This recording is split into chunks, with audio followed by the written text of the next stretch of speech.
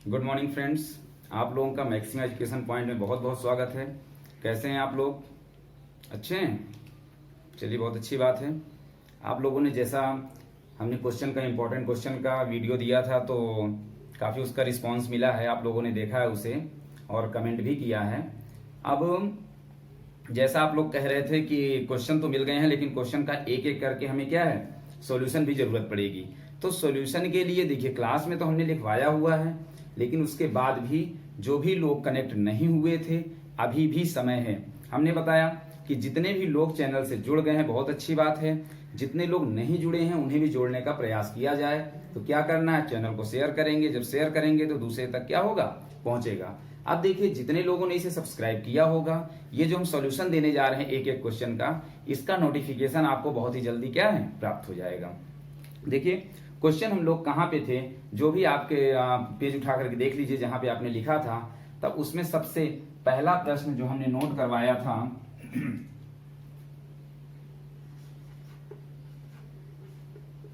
BSc first year का है, ठीक है ना। अब यहां पास क्वेश्चन नंबर 1, क्वेश्चन नंबर 1 में आपने देखा होगा कि जो भी क्वेश्चन हमने लिखवाया था वो क्वेश्चन क्या था। क्वेश्चन था आपका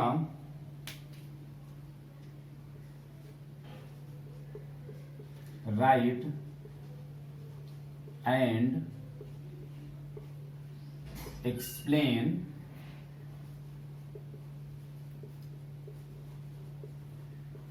फर्स्ट लॉ ऑफ थर्मोडायनेमिक्स। यही प्रश्न था, right and explain first law of thermodynamics. तो देखिए, फर्स्ट लॉ ऑफ थर्मोडायनेमिक्स क्या होता है। इसके पहले हमें, जैसे आपने थर्मोडायनेमिक्स पढ़ना शुरू किया होगा, तब उसमें आपने देखा होगा कि फर्स्ट लॉ से पहले आपके पास आता है जीरोथ लॉ ऑफ थर्मोडायनेमिक्स, ठीक है। लेकिन ये वाला क्वेश्चन आपका ज्यादा इंपॉर्टेंट है, एग्जाम में आया हुआ है, बट हमें जीरोथ लॉ ऑफ थर्मोडायनेमिक्स को भी पहले समझना होगा, उसके बाद ही हम फर्स्ट लॉ ऑफ थर्मोडायनेमिक्स की तरफ आएंगे, ठीक है। तो देखिए क्या है, जीरोथ लॉ ऑफ थर्मोडायनेमिक्स क्या होता है। जब आप फर्स्ट लॉ को पढ़ते हैं, ये है आपका कौन सा, फर्स्ट लॉ है, और फर्स्ट लॉ से पहले आप पढ़ते हो कौन सा,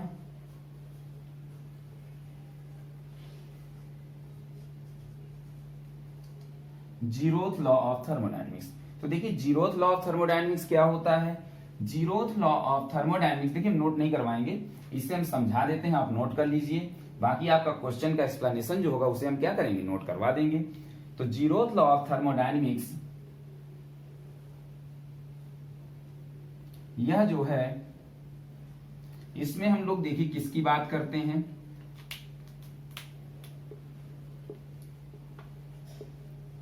थर्मल इक्विलिब्रियम की बात करते हैं। किसकी बात करते हैं, थर्मल इक्विलिब्रियम की बात करते हैं। अब थर्मल इक्विलिब्रियम क्या है, इसे हम देखिए हिंदी में तापीय साम्य कहते हैं। तापीय साम्य का तात्पर्य क्या है, तापीय साम्य का तात्पर्य टेम्परेचर का सेम होने से है। किसका, टेम्परेचर का सेम होने से है। तो देखिए यहां पास, जैसे हमारे पास सिस्टम का क्या है, टेम्परेचर है, प्रेशर है, और क्या है, वॉल्यूम है। क्या है, टेम्परेचर, प्रेशर और वॉल्यूम। इन्हें हम सिस्टम की माइक्रोस्कोपिक प्रॉपर्टी के नाम से जानते हैं। किस नाम से जानते हैं, इन्हें हम सिस्टम की माइक्रोस्कोपिक प्रॉपर्टी के नाम से जानते हैं। किस नाम से, माइक्रोस्कोपिक प्रॉपर्टी के नाम से जानते हैं। अच्छा, माइक्रोस्कोपिक प्रॉपर्टी की बात करेंगे तो देखिए, अगर कह रहा है कि किसी भी सिस्टम के ये माइक्रोस्कोपिक प्रॉपर्टी कौन कौन सी, टेम्परेचर, प्रेशर और वॉल्यूम, ये क्या हो जाएं, कांस्टेंट हो जाएं, तो हम कहेंगे कि जो सिस्टम है वह किस में होगा, थर्मल इक्विलिब्रियम में होगा। बात क्लियर हो रही है आपको। थर्मल इक्विलिब्रियम, देखिए बेसिक कॉन्सेप्ट है, आपका क्वेश्चन एग्जाम में ये वाला आएगा, लेकिन उसके पहले थोड़ी सी बात उसको समझ लीजिए कि zeroth law of thermodynamics thermal equilibrium पर आधारित है। थर्मल इक्विलिब्रियम क्या है, जब किसी सिस्टम की माइक्रोस्कोपिक प्रॉपर्टी टेम्परेचर, प्रेशर और वॉल्यूम कांस्टेंट होती है तो वह सिस्टम किसमें, थर्मल इक्विलिब्रियम में कहलाता है। इसके जब डिस्क्रिप्शन में जाएंगे, प्रॉपर्टी में जाएंगे, तब वहां पास आप अलग अलग विभिन्न प्रकार से इसको पढ़ेंगे। ठीक है, तो देखिए जीरोथ लॉ का इंस्ट्रक्शन क्या है। जीरोथ लॉ ऑफ थर्मोडायनेमिक्स से अगर आपको पढ़ना है तो हम इसमें क्या करते हैं, इस प्रकार से एक सिस्टम को क्रिएट करते हैं। ठीक, यहां पास इसका नाम ए देते हैं और इसका नाम बी और इसका नाम क्या है, सी है। ये बात समझ में आ रही है। हमने 3 सिस्टम बनाया है, 3 सिस्टम में ए, बी और सी। अब देखिए तीनों सिस्टम से अगर हम लोग जीरोथ लॉ ऑफ थर्मोडायनेमिक्स की डिफिनेशन निकालें, क्या लिखें, डिफिनेशन। तो देखिए डिफिनेशन क्या होगी, if system A and B are in thermal equilibrium with third system C. अगर ए और बी कोई दो सिस्टम हैं जो थर्मल इक्विलिब्रियम में आते हैं किसी थर्ड सिस्टम सी के साथ, then A and B are also in thermal equilibrium. ठीक है, देखिए किस प्रकार से ये जो हमारा सिस्टम बना हुआ है, इसमें हमने कहा कि ये वाली वॉल जो है ये आपका है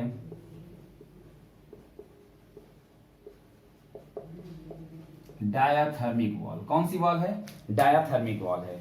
और ये वाली वॉल कौन सी है आपकी, एडियाबैटिक वॉल, एडियाबैटिक वॉल है।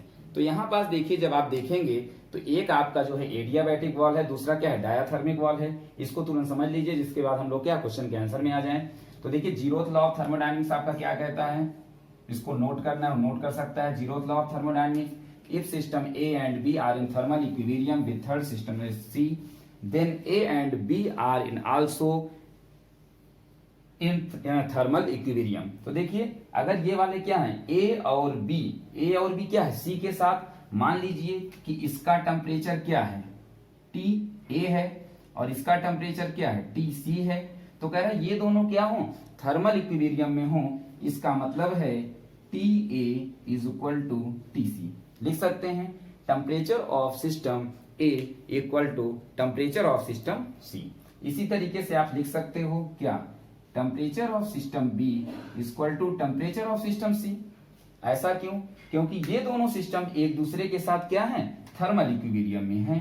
अब देखिए डिफिनेशन क्या कहती है कि अगर सिस्टम ए और सिस्टम बी दोनों किसी सिस्टम सी के साथ थर्मल इक्विलिब्रियम में हैं तो क्या होगा, फ्रॉम एबव रिलेशन क्या आ जाएगा, T A is equal to T B. यही है आपका क्या, जीरोथ लॉ ऑफ थर्मोडायनेमिक्स। तो इस तरीके से आप ये तो अभी आपका बेस, अभी तो हम क्वेश्चन के आंसर में आए ही नहीं है, अभी क्वेश्चन का आंसर स्टार्ट होगा। आप सबसे पहले इसे नोट कर लीजिए क्योंकि ये आपका बेसिक है। जीरोथ लॉ ऑफ थर्मोडायनेमिक्स आप समझेंगे, उसके बाद हम लोग का जो क्वेश्चन था उसका आंसर अब हम नोट कराने जा रहे हैं। इसे आप तुरंत नोट कर लीजिए।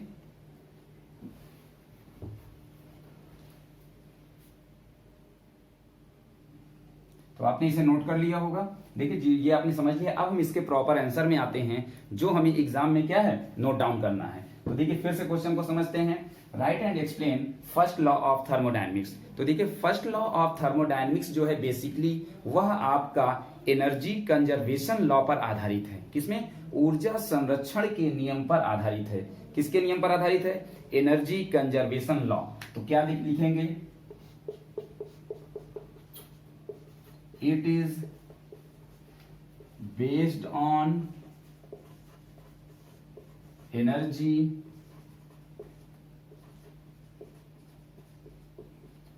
Conservation law. यह जो है एनर्जी कंजर्वेशन लॉ ऊर्जा के संरक्षण नियम पर आधारित है।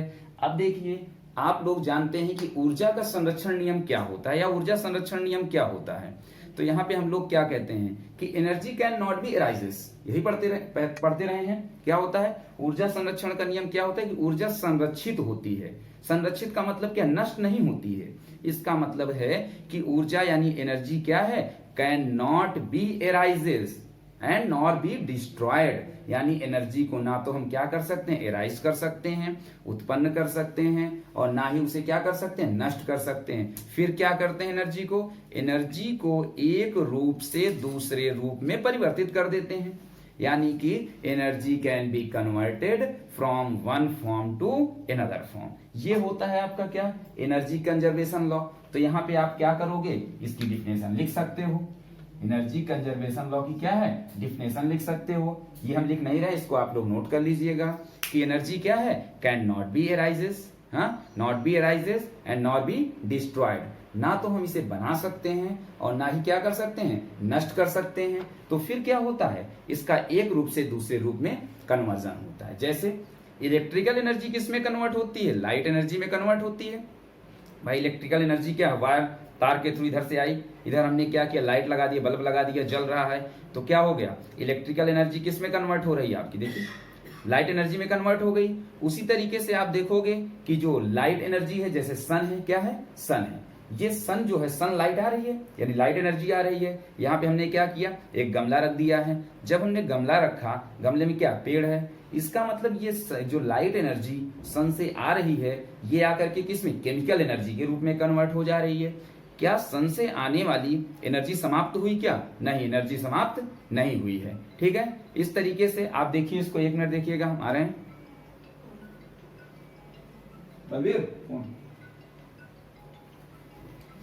ठीक है, समझ गए। इस तरीके से देखिए, ये एनर्जी कंजर्वेशन लॉ आप समझ गए होंगे। तो देखिए फर्स्ट लॉ ऑफ थर्मोडायनेमिक्स क्या कहता है, according to first law of thermodynamics, अगर हम किसी भी सिस्टम को डीक्यू हीट देते हैं, कितनी हीट देते हैं, किसी भी सिस्टम को हमने जो हीट दिया, मान लिया ये क्या है, कोई सिस्टम है, और इस सिस्टम को हमने क्या कर दिया, यहां से मान लिया कि डीक्यू हीट दी जा रही है। तो हमने कहा कि हीट या एनर्जी जो क्या है, वो क्या है आपका, डिस्ट्रॉय नहीं हो सकती, एराइज नहीं हो सकती है, यानी ये क्या हो जाएगी, ट्रांसफर हो जाएगी। जब हमने इसे डीक्यू हीट दिया, तो ये जो स्पेंड होगी, क्या होगी, स्पेंड होगी, यानी खर्च होगी, वह तीन तरीके से खर्च होगी। कितने तरीके से, तीन तरीके से खर्च होगी। पहला क्या, पहले किस पार्ट में खर्च होगी, ये जो बॉडी है या सिस्टम है, इसके टेम्परेचर को, किसे, टेम्परेचर को बढ़ाने के लिए इस एनर्जी का कुछ ना कुछ हिस्सा क्या हो जाएगा, खर्च हो जाएगा। दूसरा क्या हो जाएगा, पहली बात हो गई टेम्परेचर को बढ़ाने के लिए, तो हम क्या लिखेंगे इसमें डिफिनेशन में, if dq heat is given, if dq heat is given to any system, then it is spent in three way। तीन तरीके से ये क्या हो जाती है, स्पेंड हो जाती है। पहला किस तरीके से स्पेंड होगी, तो कुछ हिस्सा इसका क्या होगा, इसका टेम्परेचर बढ़ाने के लिए स्पेंड हो जाएगा। तो क्या लिखेंगे, it is used to increase the temperature of system. It is used to increase the temperature of system, यानी सिस्टम के टेम्परेचर को बढ़ाने के लिए यूज हो जाएगी। इसका मतलब हम ये कह सकते हैं कि इसकी kinetic energy, change in kinetic energy में जो चेंजेस हो रहा है, उसको बढ़ाने के लिए भी हो सकता है। हम ये कह सकते हैं कि चेंज इन काइनेटिक एनर्जी, यानी हम इसे डिफाइन कर देंगे किससे, डी यू के से। चाहे आप कहिए कि ये क्या है, इंटरनल इसका जो टेम्परेचर है उसे बढ़ाने के लिए यूज हो रही है। अगर टेम्परेचर को बढ़ाने के लिए तो डी यू के हम लोग इंटरनल एनर्जी के रूप में ले सकते हैं।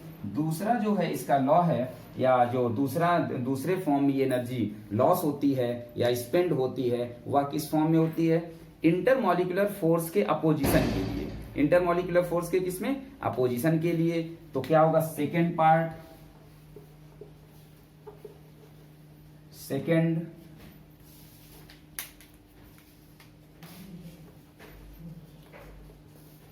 Part is used to, second part किसमें यूज होगी, यूज टू अपोजिशन ऑफ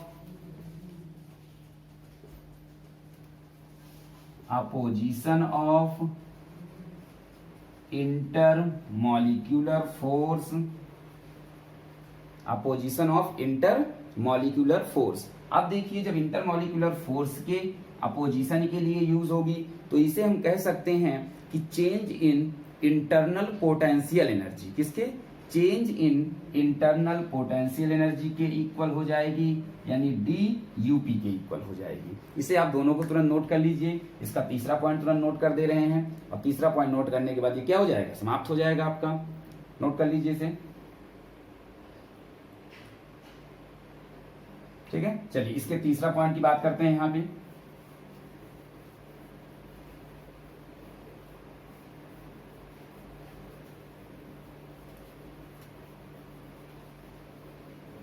जब आप तीसरे पॉइंट की बात करोगे तो ये क्या हो जाएगा, तीसरा पॉइंट देखिए, थर्ड पॉइंट आपका कहां पे, इसका जो बचा हुआ एनर्जी है वो कहां यूज हो रही है, it is spend in opposite work of external pressure,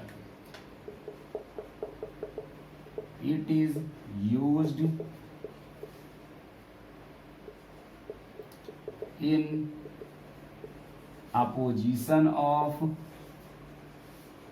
external pressure. देखिए एक्सटर्नल प्रेशर के इक्वल में अगर ये इसको खर्च करते हैं तो यही कहेंगे, या तो फिर एक्सटर्नल प्रेशर जो बाहरी दाब आ रहा है उसके अपोजिशन में रोकने के लिए, इसका मतलब है क्या कि जो वर्क डन हो रहा है, वर्क डन पे काम कर रहा है, तो हम इसे कह सकते हैं और DW।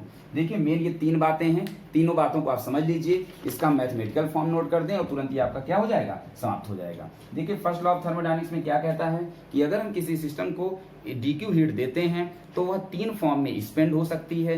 पहली किस में स्पेंड हो सकती है, उस बॉडी के टेम्परेचर को बढ़ाने के लिए, यानी it is used to increase the temperature of the system, और इंटरनल काइनेटिक एनर्जी इंक्रीज करने DUK में।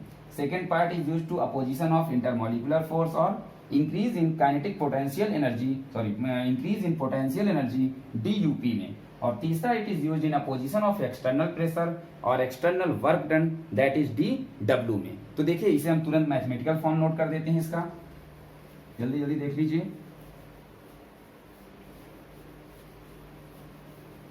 आप इसका जो मैथमेटिकल फॉर्म देखोगे तो देखिए हमने बताया कि अगर हम किसी भी सिस्टम को क्या है, DQ हीट देते हैं, DQ हीट देने के बाद हमने कहा कि यह क्या हो जाएगी, कुछ इंटरनल काइनेटिक एनर्जी के रूप में और कुछ आपका पोटेंशियल एनर्जी के रूप में और कुछ क्या है, वर्क डन के रूप में खर्च हो जाएगी, ठीक है ना, यही है। अब देखिए ये आपका काइनेटिक एनर्जी, ये पोटेंशियल एनर्जी, तो टोटल इंटरनल एनर्जी को अगर हम U से लिखें तो DQ बराबर कितना हो जाएगा, DU प्लस DW हो जाएगा। अब यहाँ पास देखिए आपने पढ़ा है, क्या पढ़ा है कि ये जो DU क्या है, DU जो है आपकी, यही वैल्यू को हमने क्या कर दिया है, DU लिख दिया है, टोटल इंटरनल एनर्जी लिखा हुआ है, ठीक है। अब देखिए आप लोग जानते हैं वर्क डन में हमने पढ़ा है कि DW बराबर कितना होता है, बताइए जल्दी से, PdV। तो यहां से आपका क्या हो जाएगा, DQ बराबर DU प्लस PdV। ये जो है आपका mathematical form of first law of thermodynamics है, ठीक है। तो इसे आप नोट कर लीजिए। देखिए फर्स्ट लॉ हमें क्या करना है, फर्स्ट लॉ ऑफ थर्मोडायनेमिक्स में इतना पूरा हमें नोट डाउन करना पड़ेगा एग्जाम में, तब जाके हमें पूरे नंबर मिलेंगे। इसके साथ जो बचा हुआ न्यूमेरिकल होगा वह हम जब ऑल क्वेश्चन नंबर 11 करवाएंगे तब वहां पास आपको सभी के सभी इंपॉर्टेंट न्यूमेरिकल करवा देंगे। ये बात क्लियर हो रही है? अगर किसी को कोई बात क्लियर नहीं हो रही है या बात नहीं समझ में आ रही है तो वो कमेंट करके इसमें बता सकता है। इसी तरीके से आपको सभी के सभी क्वेश्चंस का आंसर इसमें हम प्रोवाइड कराएंगे। कोई प्रॉब्लम हो रही है आप लोगों को, आप तुरंत कमेंट करके बताइए, ज्यादा से ज्यादा लोगों तक पहुंचाइए। ये क्लियर है? ठीक है, और करते हैं। Okay, thank you.